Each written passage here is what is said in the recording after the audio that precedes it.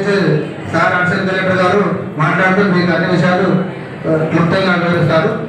ఈరోజు మంగపేట మండల కేంద్రంలో భూభారతి అవగాహన సదస్సు నిర్వహించడం జరుగుతూ ఉంది. ఈ యొక్క భూభారతి నూతన చట్టం ఆవిర్భావం సందర్భంగా ప్రజలందరికీ కూడా ఈ చట్టం పైన అవగాహన కలిగించాల్సిన అవసరం ఉంది కనుక ప్రభుత్వం వెంటనే ఈ యొక్క సదస్సులను ఏర్పాటు చేయడం జరిగింది.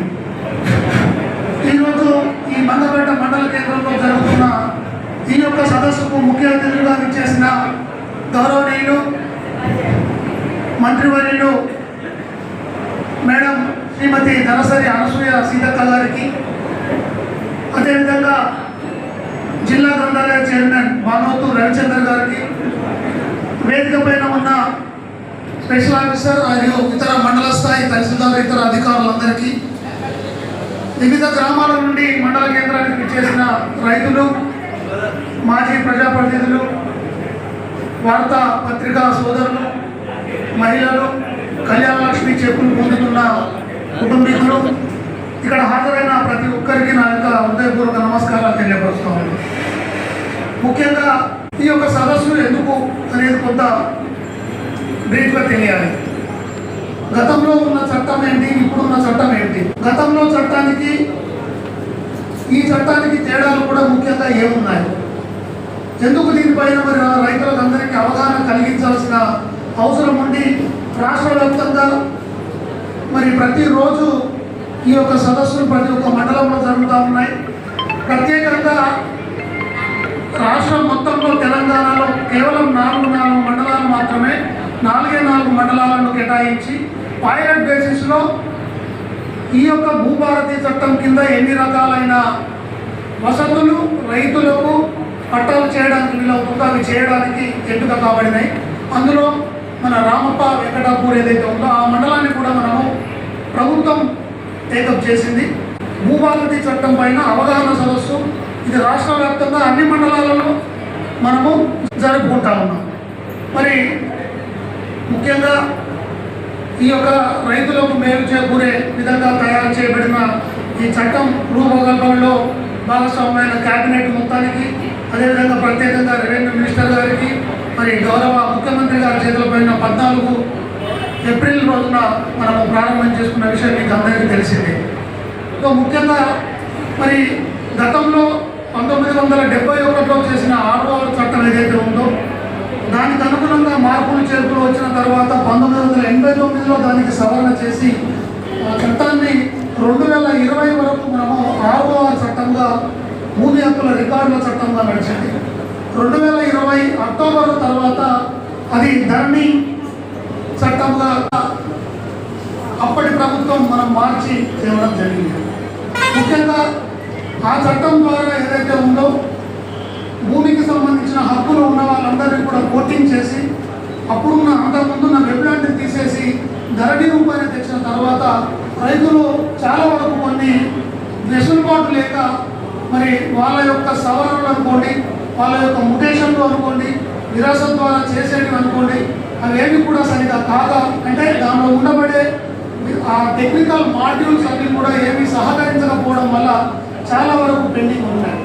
చేయవలసినవి కూడా చేసినప్పటికీ కూడా మరి రెవెన్యూ అధికారులు వాటిని చేయలేము అనే పరిస్థితి ఉన్న క్రమంలో మరి అటువంటి పరిస్థితుల్లో తిరిగి మనకు ఈ భూభారతి చట్టాన్ని నూతనంగా మన రాష్ట్ర ప్రభుత్వం చాలా ఆలోచించి మండల స్థాయిలో, నియోజకవర్గ స్థాయిలో సదస్సులను జరిపి ఈ భూమి రైతు చట్టాలను చేసే పరిశీలకులు, నిష్ణాతులందరితో డిస్కస్ చేసిన తర్వాత మరి ఒక రూపకల్పన చేసిన ఈ చట్టం ద్వారా మనకు మేజర్గా ఉండాల్సింది ఏంటి అంటే, గతంలో మొట్టమొదటి అంశము సెక్షన్ 4 భూభారతి చట్టం కింద ఉండబడే చట్టంలోని సెక్షన్ చాలా ముఖ్యమైనది. దాని ప్రకారంగా గతంలో మనకు పేరు తప్పుబడిందనో, లేకపోతే ఇంటి పేరు తప్పుబడిందనో, తండ్రి పేరు భర్త పేరు తప్పుబడిందనో, లేకపోతే భూమికి సంబంధించిన భూమి కొంత వచ్చింది, నాకు పట్టా ఉన్నది, గతంలో పాస్బుక్ ఉంది, కానీ ఇప్పుడు ధరణిలో ఉండబడిన పాస్ పుస్తకంలో మొత్తం విస్తీర్ణం రాలేదు, కొంత విస్తీర్ణమే వచ్చింది, ఒక నంబర్ కూడా మొత్తానికి ఎగిరిపోయింది. ఈ రకరకాల సమస్యలు ఏవైతే ఉన్నాయో వీటన్నింటికీ మనము గతంలో మీరు ఆన్లైన్లో చేయడం, అది కలెక్టర్ గారి వద్దకు వెళ్ళడం, కలెక్టర్ గారి వద్ద కాని వాటిని మనకు హైదరాబాద్లో సీసీఎల్ఏకి పంపడం లాంటివి చేశాం. కానీ ఇప్పుడు ఆ వెసులుబాటును ప్రభుత్వం అటువంటి నిర్ణయాన్ని మార్చేసి సెక్షన్ 4 ద్వారా మండల స్థాయిలో ఉండబడిన తహసీల్దార్కే ఆ పవర్స్ ఇవ్వడం జరిగింది. అంటే వీటన్నింటినీ కూడా మనం చేసుకోవడానికి వీలును కల్పించింది ఈ చట్టం 2 జూన్ 2025 నుండి 2 జూన్ 2025 నుండి రాష్ట్ర వ్యాప్తంగా అమలు చేయడానికి ముఖ్యంగా మరి ప్రభుత్వం నిర్ణయం తీసుకుంది. అటువంటి దానికి పైలట్ బేసిస్లో కొన్ని మండలాలను సెలెక్ట్ చేస్తే ఆ పైలట్ మండలంలో జరుగుతున్న కార్యక్రమాల ద్వారా మిగతా రాష్ట్రానికి వర్తింపజేయవచ్చనే ఉద్దేశంతో మన మారుమూల ప్రాంతమైన గిరిజన ప్రాంతమైన వెంకటాపూర్లో ఆ వర్క్ జరుగుతూ ఉంది. ఈ సెక్షన్ 4 ద్వారా ఈ వెసులుబాటు గతంలో లేదు, ఇప్పుడు వచ్చింది. వాటిని మనం చేసుకోవడానికి పక్కాగా మండల స్థాయిలోనే ఉంటుంది. మండల స్థాయిలో ఏవైనా తహసీల్దార్ గారు తీసుకున్న నిర్ణయాలు మనకు నచ్చని వాళ్ళు ఎవరో ఒకరు ఉంటే దాన్ని ఆర్డీఓ వద్ద అప్పీల్ వేసుకోవచ్చు, ఫస్ట్ అప్పీల్ వేసుకోవచ్చు. ఆర్డీఓ గారి వద్ద కూడా ఒక ఆర్డర్ ఇచ్చిన తర్వాత కూడా అది నచ్చని వాళ్ళు రెండవ అప్పీల్ కలెక్టర్ గారి వద్ద వేసుకోవచ్చు. రెండవ అప్పీల్ కూడా ఒప్పుకొని వాళ్ళు ఎవరైనా ఉంటే వాళ్ళు ఎల్ఆర్టీ అని ఉంటుంది, ల్యాండ్ రెవెన్యూ ట్రిబ్యునల్. అది ప్రతి ఒక్క ఉమ్మడి జిల్లాకు 10 జిల్లాలు ఉమ్మడి జిల్లాలు ఉన్నాయి. ఆ జిల్లాకు ఒక ట్రిబ్యునల్ను ప్రత్యేకంగా ప్రభుత్వం ఏర్పాటు చేయబోతున్నట్టుగా మొన్నటి రోజున రెవెన్యూ మినిస్టర్ గారు గౌరవ మంత్రివర్యులు గారి ముందు వెంకటాపూర్లోనే ప్రకటించడం జరిగింది. అంటే గతంలో లేని రెండవ వెసులుబాటు ఏంటంటే మీరు ఎవరైనా తప్పు పడితే వీరి యొక్క పట్టాలో ఉండబడిన భూమి ఆయన పాస్బుక్ పోతే పాస్బుక్ పోకపోయినా ధరణిలో మారితే మేము వెంటనే ఇప్పుడున్న ధరణి చట్టంలో మీకు చేయడానికి వీలు లేకుండా ఉంది, మీరు ఖచ్చితంగా సివిల్ కోర్టుకు వెళ్ళండి, సివిల్ కోర్టు నుండి ఆర్డర్ తెచ్చుకుంటేనే మేము అమలు చేయగలము అని మీ అందరికీ తెలియపరచడం జరిగింది. మళ్ళీ సివిల్ కోర్టు అంటే ఎవరు? మీకు immediately civil court RDO agency court ఆర్డీఓనే. ఆర్డీఓ కోర్టులో వేసుకోవడం, ఆర్డీఓ దగ్గర కాకపోతే కలెక్టర్ దగ్గర వేసుకోవడం, ఈ రెండింటి వద్ద కాకపోతే మళ్ళీ సివిల్ కోర్టుకు వెళ్ళడం లాంటి చాలా రకమైన ఇబ్బందులు పడ్డ ప్రాంతాలలో మనం ఉన్నాం. సో ఆ రెండవ అమలు కూడా ఇప్పుడు ఏం జరుగుతూ ఉంది అంటే గతంలో ఏంటి మనకు ధరణి రాకముందున్న చట్టంలో కేవలం 2 ఆప్షన్స్ ఉండేది. పాస్బుక్ రద్దు చేయాలి అంటే ఆర్డీఓకి పెట్టుకోవాలి, ఆర్డీఓ ఇచ్చిన ఆర్డర్ కాకపోతే రీజన్ మాత్రం జేసీకి ఉండేది, అంటే నా స్థాయి ఆఫీసర్కు జేసీకి ఉండేది. ఇప్పుడు అది తీసేశారు. 2 అప్పీళ్ళు మనకు జిల్లా లెవెల్లోనే ఇచ్చారు.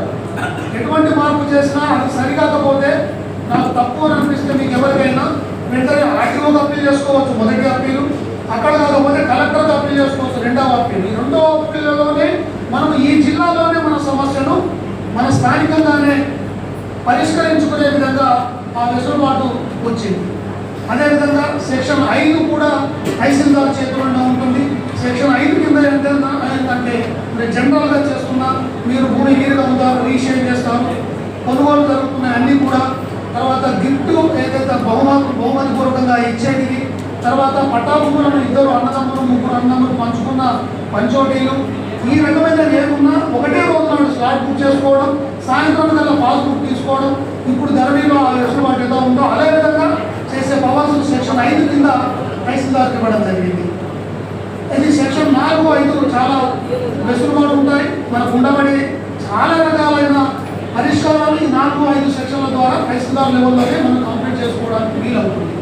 అదేవిధంగా సెక్షన్ 7 ఈ నూతన చట్టం ద్వారా అది కూడా తహసీల్దార్కి పవర్స్ ఇచ్చారు. అది ఏంటి అంటే వారసత్వ భూములు ఏవైతే ఉన్నాయో వారసత్వంగా పొందుతున్న భూములు మనకు రావాల్సిన ఇన్హెరిటెడ్ భూములు ఏవైతే ఉన్నాయో వాటికి సంబంధించినవి కూడా తహసీల్దారే చేస్తారు. ఆ తహసీల్దార్ గారికి మీరు అప్లై చేసుకున్న 30 రోజుల్లో వాళ్ళు పరిష్కారం చేయకపోతే ఆటోమేటిక్గా అది దరఖాస్తు చేసిన వ్యక్తికి అమలవుతుంది. ఇది కూడా మీరు గమనించాలి.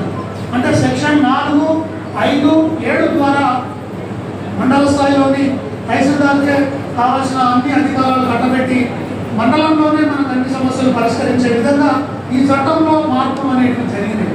గతంలో అవి లేవు. గతంలో అంటే 1971 వచ్చిన చట్టం ద్వారా 2020 వరకు ఉన్న చట్టంలో కొన్ని ఉన్నాయి. దానికి ఇంకా మార్పు చేసి రెండవ అప్పీల్ కూడా పెట్టి ఇక్కడే పరిష్కరించే విధంగా మరి మార్పిడి జరిగింది. అదేవిధంగా మధ్యలో ఉండబడిన సెక్షన్ 6 ఒకటి చాలా ఇంపార్టెంట్.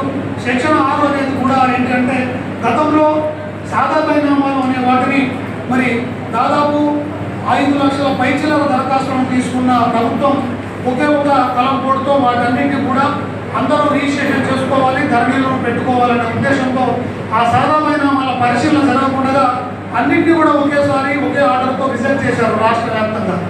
కానీ ప్రస్తుత ప్రభుత్వం మరి సాధారణ మొత్తాలు కొనుగోలు చేసిన రైతులు ఇంకా ఎవరైతే ఉన్నారో వారికి మనకు వెసులుబాటు ఇచ్చింది. ఆ వెసులుబాటులోని 2 కారణాలు దయచేసి తెలుసుకొని ఉండాలి. ముఖ్యంగా ఏంటి అంటే మీరు సాదా పేపర్లో లేకపోతే 10 రూపాయలు 100 రూపాయల లోపున స్టాంపు పేపర్ల పైన కొనుగోలు చేసిన భూములు 2014 2 జూన్ కంటే ముందు కొనుగోలు అవ్వడం జరిగింది. నెంబర్ 1 రూల్ దానికి సెక్షన్ 6 కింద ఈ చట్టంలోని సెక్షన్ 6 కింద ఆర్డీఓ పరిష్కరించడానికి వీలున్న పాయింట్ మీకు చెప్తా ఉన్నా. గతంలో సాధారణ మనల్ని తహసీల్దార్లు చేసేవారు కాదు, ఇప్పుడు ఆర్డీఓ చేస్తారు. ఆర్డీఓ ఎలా చేస్తారు అంటే మొట్టమొదటి నియమం ఏంటి అంటే మనం కొనుగోలు చేసిన ఆ పత్రం ద్వారా కొనుగోలు భూమి 2 జూన్ 2014 కంటే ముందు కొనుగోలు చేసి ఉంటారు.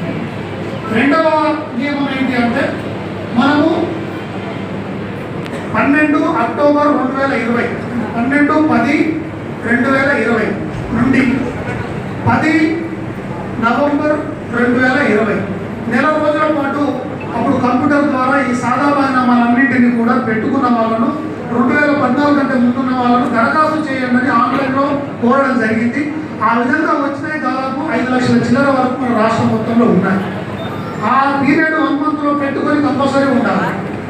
ఉండి మీ దగ్గర దరఖాస్తు అప్పుడు పెట్టిన దరఖాస్తు ఉండదు లేకపోతే కాక ఆ డాటా అంతా కూడా మన దగ్గర కంప్యూటర్లలో నిక్షిప్తమై CCLA గారి వద్ద ఉంది. దాని నుండి మనం రిట్రైవ్ చేసుకుంటాం. ఆ రిట్రైవ్ చేసుకొని వాటన్నింటికి కూడా ఆర్డీఓ గారి ద్వారా నోటీసులు వస్తాయి. అంటే తహసీల్దారే ఆర్డీఓ పరంగా నీకు పనిచేస్తారు, కానీ చేసే అధికారి ఆర్డీఓ. తహసీల్దార్ ఆర్డీఓ ఇచ్చిన నోటీసులన్నీ కూడా వాళ్ళకు విచారణ కోసం తహసీల్దార్ గారి ద్వారా పంపడం, తహసీల్దార్ ఆఫీసులోనే ఆర్డీఓ వచ్చి కూర్చొని ఆ రోజు ఎన్ని చేయాలో అన్నింటి విచారణ చేయడం, అవసరమైతే రైతుల యొక్క వాంగ్మూలాలను సేకరించడం, ఏదైతే భూమిని మీరు కొనుగోలు చేసి సాదా పేపర్ ద్వారా అనుభవిస్తున్నారో ఆ భూమికి చుట్టుపక్కల రైతుల వాంగ్మూలాన్ని సేకరించడం, వ్రాతపూర్వకంగా ఉన్నవాటిని తీసుకోవడం. తహసీల్దార్ ఆఫీసులో 2014 కంటే ముందు ఉన్న పహానీలలో మీకు అమ్మిన వాళ్ళు పేరు ఉన్నాయో లేవో కనీసం లేదు, కొన్నవారి సాదా పేపర్ ద్వారా కొన్న మీరు ఎవరో ఒక దరఖాస్తు చేసిన వాళ్ళు కూడా ఎక్కడో దగ్గర పహానీలో వచ్చి ఉన్నారా లేదా ఈ ఎవిడెన్సెస్ అన్ని కలెక్ట్ చేసుకొని ఆర్డీఓ ఆర్డర్ ఇవ్వడం జరుగుతుంది. ఆ విధంగా సాదా బైనామాలను కూడా మనము పరిష్కరించే విధంగా ఒక గొప్పదైన అవకాశాన్ని ఇచ్చింది ఈ భూభారతి ద్వారా అనే విషయాన్ని మరి ఇక్కడ వచ్చిన ప్రతి ఒక్కరు కూడా గమనించాలి. అదేవిధంగా ఇది ముఖ్యంగా పల్లె ప్రాంతాలు పట్టణ ప్రాంతాలు కాకుండా పల్లె ప్రాంతాల్లో ఉండబడే రైతులకు చాలా మేలు చేసే విధంగా ఉంటుంది. ముఖ్యంగా సెక్షన్ 8 ఇంకొక సెక్షన్ ఉంది. ఆ సెక్షన్ 8 ఏంటి అంటే అది కూడా ఆర్డీఓ గారికి ఇవ్వడం జరిగింది. ముఖ్యంగా ఇతర మార్గాల ద్వారా, ఇతర మార్గాలు అంటే ఏంటి, కోర్టు ఆర్డర్స్, అసైన్మెంటు పట్టాలు, లేకపోతే 38E టెనెన్సీ సర్టిఫికెట్లు, ఇనాములకు సంబంధించి వచ్చిన భూములు, అసైన్మెంటు అయిన భూములు, ఈ విధంగా ఉన్న భూములన్నింటినీ ఎనీ కోర్టు ఆర్డర్ మామూలుగా సాదా సివిల్ కోర్టు నుండి పై కోర్టు వరకు ఎటువంటి ఆర్డర్ ద్వారా కూడా పొందిన భూములు వాటన్నింటినీ కూడా మళ్ళీ మనము ఈ భూభారతి పోర్టల్లో 2 జూన్ 2025 తర్వాత మనం అప్లై చేసుకుంటే అది కూడా ఆర్డీఓకి రిసీవ్ అవుతుంది. ఆర్డీఓ వాటిని కూడా విచారణ చేసి రికార్డులను పరిశీలించి మండల స్థాయికి వచ్చి తహసీల్దార్ వద్ద తహసీల్ కార్యాలయంలో కూర్చొని అక్కడ ఎన్ని దరఖాస్తులు ఉన్నాయనేది దశల వారీగా కంప్లీట్ చేయడానికి కూడా సెక్షన్ 8 పవర్స్ ఇవ్వడం జరిగింది.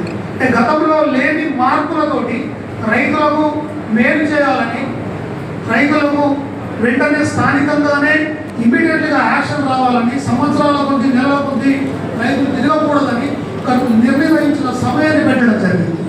కొన్ని మాత్రం వారసత్వం లాంటివి తహసీల్దారు దరఖాస్తు చేసిన వెంటనే 30 రోజుల్లో ఒకవేళ ఏదైతే కరోనా తహసీల్దారు పరిష్కరించకపోతే దరఖాస్తు చేసిన వ్యక్తికి ఆటోమేటిక్గా ముటేషన్ అయిపోతుంది. సిస్టమ్ ఆ విధంగా జనరేట్ చేయడం జరిగింది.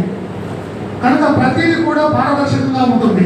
ముఖ్యంగా గతంలో వలె ఎక్కడో తహసీల్దార్ ఆఫీసులో ఇక్కడే కాకుండా ప్రజాప్రతినిధులు ఉండే గ్రామ సభలు కూడా పెట్టమని అంటున్నారు. అవసరం వస్తే ఆర్డీఓ చేసే కార్యక్రమాలు ఏవైతే సాదా బైనామాలైనా అదేవిధంగా ఇతర కారణాలు వచ్చిన వాటినైనా ఆ నోటీసులు కూడా అన్ని చోట్ల ప్రామినెంట్ ప్లేసెస్లో పబ్లిక్ చేయమని కూడా చెప్తా ఉన్నారు. కాబట్టి ఇవన్నీ కూడా అర్థం చేసుకోవాలి. మరి ఇంకొక డౌట్ కూడా రావాలి, మరి ఇది ఎప్పటి వరకు మేము అప్లై చేసి ఉండాలి అని. సో యాక్ట్ అమలు వచ్చిన రోజు నుండి 1 సంవత్సరం మనం దరఖాస్తు చేయవచ్చును. హడావిడిగా ఇప్పుడే చేయాలి, ఈ రోజే చేయకపోతే మునిగిపోతుంది. ఉన్న గ్రామంలోని 500-600 రైతులు ఒకటే రోజు దరఖాస్తులు ఇవ్వాలని లేదు. మరి ఎప్పుడు ఇచ్చినా రైతు సదస్సులో తీసుకుంటారు, తహసీల్దార్ ఆఫీస్లో తీసుకుంటారు, దానికి రసీదులు మీరు పొందాలి. ఈ చట్టం అమలైన రోజు ఏ రోజైతే ఉందో ఆ రోజు నుండి 1 సంవత్సరం పాటుగా మీ యొక్క సవరణలు, మీ యొక్క తప్పులు, మీకు కావాల్సిన ఏ రకమైన ఇబ్బంది, ఏ రకమైన ఉన్నా ఒక ఫార్మాట్ గవర్నమెంటే తయారు చేసింది. భూభారతి చట్టంలోని ఒక నమూనా ప్రకారంగా ఇవ్వబడిన దానిలోనే మీరు రాసి ఇస్తారు. ఇప్పుడు వెంకటాపూర్లో మేము ప్రింటింగ్ ఇచ్చి అది పైలట్ బేసిస్ కనుక మీరు తెచ్చుకునే బదులుగా, అంటే ప్రజలు తెచ్చుకునే బదులుగా ప్రభుత్వమే ప్రింట్ చేసి పైలట్ మండలంలో మేము ఇప్పుడు వాళ్ళకి ఇచ్చి చేస్తూ ఉన్నాం రైతు తరచు. కనుక అవన్నీ కూడా మనకు అప్లై అవుతాయి.